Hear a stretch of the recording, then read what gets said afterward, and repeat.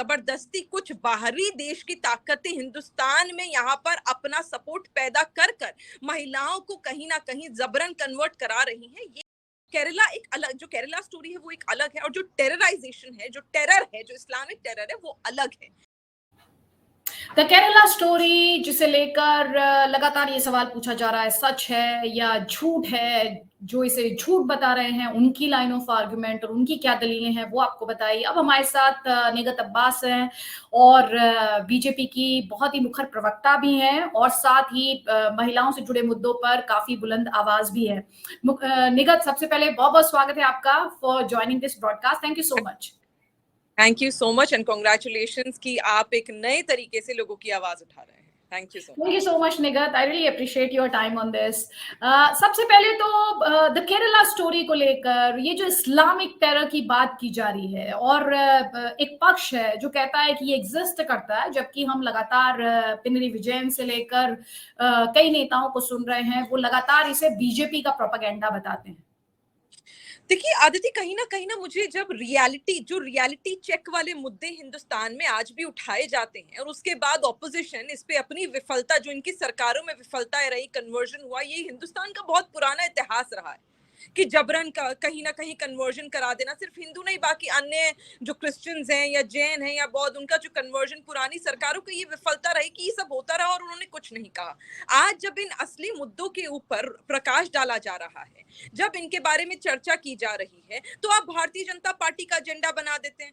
अरे भारतीय जनता पार्टी को इससे कोई लेना देना नहीं है, आपको समझना पड़ेगा। इसका लेना देना सीधा आम जनता से है, सीधा उन महिलाओं से है जो बेचारी भोली भाली हैं, प्यार के झूठे झांसे में फंस जाती हैं और प्यार के झूठे झांसे में फंसने के बाद उनका गलत इस्तेमाल करा जाता है। आदित्य जी, आप और मैं इस डिबेट को, इस मुद्दे को बहुत टाइम से डिस्कस कर रहे हैं और न जाने कितनी डिबेट्स में हमारा साथ रहना हुआ और कितनी महिलाओं ने खुद आकर इस बारे में बताया है कि उनके साथ क्या हुआ। हम भूल गए कि किस प्रकार वो जो टुकड़े वाली बात हुई थी, हम भूल गए कि किस सर को ज़िबा कर देने वाली बात हुई थी, महिलाओं का टुकड़े कर दिए गए थे, इतनी महिलाओं को कन्वर्ट कर दिया, जो खुद आकर बता रही हैं कि उन्हें जबरन उनके साथ उनका जो धर्म है वो परिवर्तन किया जाता है, उनका नाम बदलवाया जाता है, उन्हें बोला जाता है कि आप इस्लाम कबूल करिए।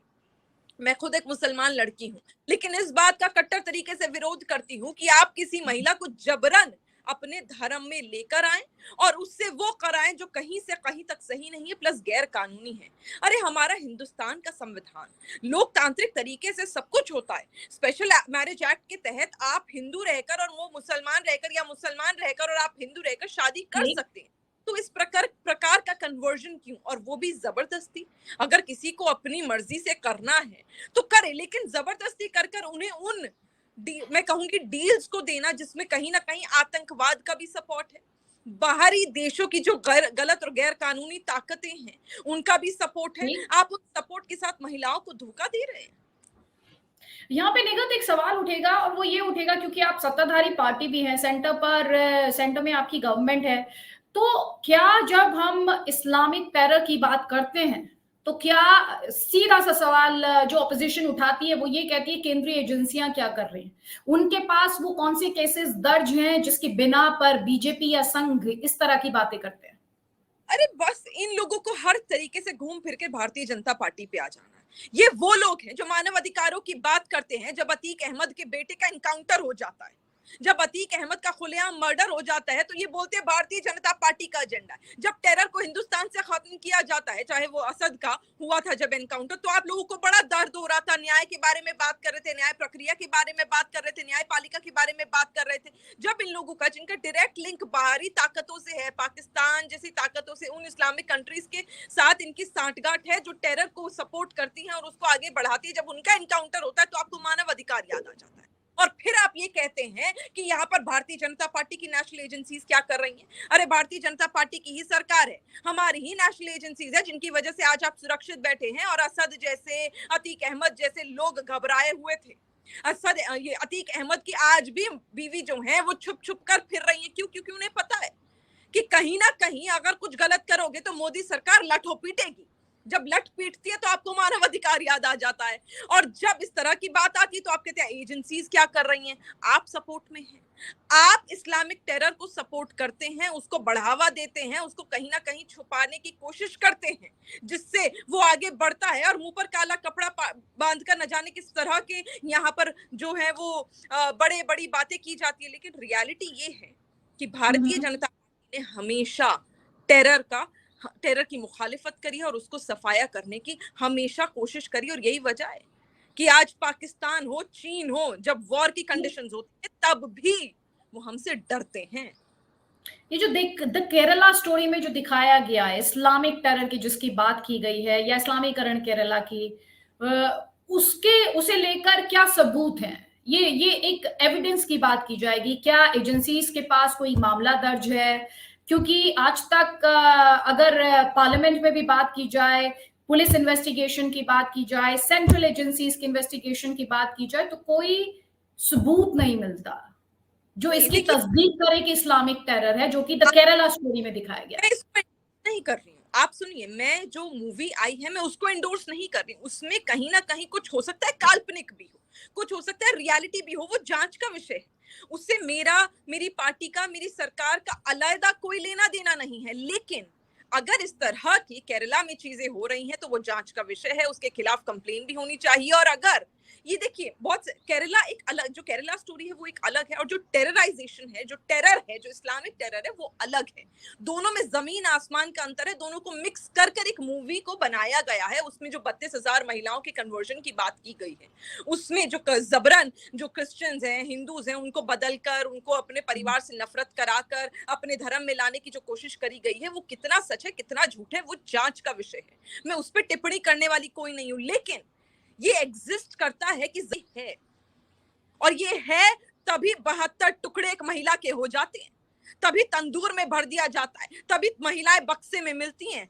मेरा सिर्फ सवाल एक है कि ये जो महिलाएं जो पिसती हैं, जिन महिलाओं के टुकड़े होते हैं, जिन महिलाओं का कन्वर्जन होता है, और जो महिलाएं अपनी जान गंवा देती हैं, वो सिर्फ एक ही धर्म से क्यों आती हैं? और इन्हें जो कराने वाले होते हैं वो एक ही धर्म से क्यों आते हैं? सवाल ये है। लेकिन इसे रोकने का पिनरी विजयन केरला के सीएम हैं, उन्होंने मैं द केरला स्टोरी की भी बात कर रही हूँ, और ये जो आपने अभी इंस्टेंसेस गिना है वो आप जानती हैं कि लेफ्ट जो है इसके खिलाफ काफी वोकल रहा है। जो आपकी लाइन ऑफ आर्ग्यूमेंट है और लेफ्ट की लाइन ऑफ आर्ग्यूमेंट जो है वो कंप्लीटली डिफरेंट है। तो पिनरी विजयन का ये कहना है कि द केरला स्टोरी जैसी मूवी हो या इस तरह की बातें हो कि केरल का इस्लामीकरण किया जा रहा है, वो कह रहे हैं कि इस तरह का नैरेटिव संघ के पर रखा जा रहा है और ये केरला को बदनाम कर रहा है कि द केरला स्टोरी में रियल कुछ भी नहीं है। ये पिनरी विजयन कह रहे हैं, उनसे आप क्या कहेंगे? देखिए, मैंने इस बारे में चर्चा पहले भी करी आपसे। अब एक बात बताइए, कश्मीर फाइल्स जैसी एक फिल्म आती है, जो लोग देखते हैं, थिएटर से बाहर निकलते हैं, और जितने कश्मीरी पंडित इस फिल्म को देखते हैं ना, उनकी आंखें नमती। आदिति जी, आप भी जानती हूँ, मैं भी जानती हूँ, लोग फूट फूट कर रहे थे उस फिल्म को देखकर, क्योंकि उन्हें अपना इतिहास याद आ गया कि उन्हें किस प्रकार प्रताड़ित किया गया था और वो पीड़ित थे। उसी प्रकार केरला जो ये फिल्म आई है, इसमें भी कुछ ऐसी सच्चाइयां हैं, मुझे नहीं पता कितनी झूठ है और कितनी सच है, लेकिन कुछ सच्चाइयां इसमें भी हैं जो अगर आप उन महिलाओं को दिखा दो कि तो उनकी भी आंखें नम होंगी, उनके परिवार को दिखा दो कि तो उनकी भी आंखें नम होंगी। मेरा ये मानना है, जो लेफ्ट, जो आपने बात कही बिल्कुल सही की जी, मेरी लाइन ऑफ आर्ग्यूमेंट जो है, या राइट विंगर्स की, सो कॉल्ड राइट विंगर्स और लेफ्ट विंगर्स जो ये लोग बोलते हैं कि लाइन ऑफ आर्ग्यूमेंट अलग होती है, यहाँ पर लेफ्ट और राइट की बात नहीं है आदिति। यहाँ बात ह्यूमैनिटी की है, यहाँ बात इंसानियत की है कि क्या आज आप अपने हिंदुस्तान की बेटी के लिए खड़े हो रहे हो?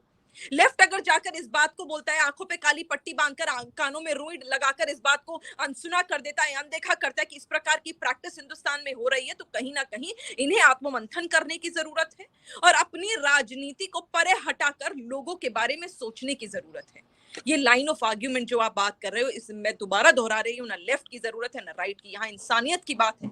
महिलाएं प्रताड़ित हो रही हैं और हर जगह कहीं ना कहीं आपको इस प्रकार के केसेस मिल जाएंगे जो रजिस्टर्ड हैं। 32,000 की तो मैं बात नहीं कर रही, 32 केस तो हिंदुस्तान में ऐसे मिलेंगे जिनके खिलाफ FIR हुई है, उनके बारे में चर्चा कर लीजिए। अनदेखा और अनसुना करना बहुत आसान है और आवाज उठाना बहुत मुश्किल। इसीलिए शायद ये सो कॉल्ड लेफ्ट विंगर्स अपने घर पर हाथ पे हाथ धरकर बैठे हुए हैं। आपको आप मानती हैं, आप उनसे क्या कहेंगी जब वो ये कहते हैं कि इस मूवी से केरल को बदनाम किया जा रहा है? देखिए, फिर वही बात, अगर आप इस तरह की चीजें, इस तरह की प्रैक्टिस केरला में होने से रोक देते, जब आप मुख्यमंत्री रहे, आपकी सरकार रही और बहुत बड़ा प्रभाव कहीं ना कहीं कांग्रेस पार्टी का वहां रहा, अगर आप इस चीज को, इस तरीके को बदलने से रोक देते, इस चीज को कहीं ना कहीं महिलाओं को सुरक्षा दे देते, तो मुझे नहीं लगता कि आपको इस तरह की बात करनी पड़ती कि केरला को बदनाम किया जा रहा है। जितना विभिन्न अंग हिंदुस्तान में दिल्ली, बंबई, बैंगलोर है, उतना ही केरला भी है। जो केरला में रह रहा है, वहां पर खा रहा है, नमक उसी थाली में छेद नहीं करेगा। जो गलत है, उस गलत को गलत बोलने का, और जो सही है, सही को सही बोलने का जज्बा आप में भी होना चाहिए और हम में भी होना चाहिए। और अगर आपको लगता है, मैं तो कह रही हूँ कि 32,000 नहीं है तो 32 केसेस तो हैं, उनके ऊपर तो कुछ बात आप छोड़ दीजिए। नमक आटे में मत मिलाइए, पर आटा तो नमक में मिला ही लेंगे ना। तो कुछ ना कुछ तो आपको करना ही पड़ेगा, आवाज उठानी पड़ेगी। कोई किसी शहर को, राज्य को बदनाम करने की कोशिश नहीं है, पर मुझे लगता है कि अगर कहीं ना कहीं से सच्चाई निकल कर आ रही है तो उस पे आज सोचने की, विचार मंथन करने की बेहद जरूरत है। आपसे बस मैं ये चाह रही हूँ, just to sum up what you have said so far, आपने जो अभी तक कहा है द केरला स्टोरी पर निगत अब्बास की क्या टेक है? मेरा ये टेक है कि कहीं ना कहीं, मैं तो सिर्फ केरला स्टोरी नहीं आदिति दी, मैं तो कह रही हूँ हर फिल्म जो बनाई जाती है कहीं ना कहीं कुछ घटनाओं से प्रेरित होकर बनाई जाती है, उसमें 100% नहीं तो 10% तो सच्चाई होती है। उस सच्चाई को खोदने की जरूरत है, और जिनको ये सच्चाई के बारे में जानकारी है, उन्हें अपने कानों से रुई और आंखों से पट्टी हटाने की जरूरत है। जो सच्चाई है उसका सामना करिए, उसका विरोध करिए, जो गलत है उसे सही करिए। और जहां आप सत्ता में है, यानी विपक्ष कांग्रेस पार्टी सत्ता में है, वहां बहुत जरूरत है कि अब अपना वोट बैंक सुधारने के लिए आतंकवाद को समर्थन देना और समर्थन लेना छोड़ दीजिए। बस यही कहना चाहती हूँ।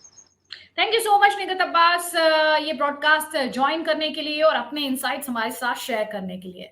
आपके जो भी कमेंट्स हो, विचार हो, वो इसके वीडियो के कमेंट सेक्शन में आप जरूर पोस्ट करें, और मेरी कोशिश रहेगी कि मैं आपके उन कमेंट्स का जवाब दूं। साथ ही मैं चाहूंगी आप ये यूट्यूब चैनल जो है वो अपने सर्कल्स में शेयर करें, क्योंकि अदिति त्यागी के ब्रांड एम्बेसडर्स उसके व्यूअर्स हैं, यानी आप हैं। Thank you so much for watching and thanks for being with me. Thank you so much. आपका दिन अच्छा हो। नमस्कार।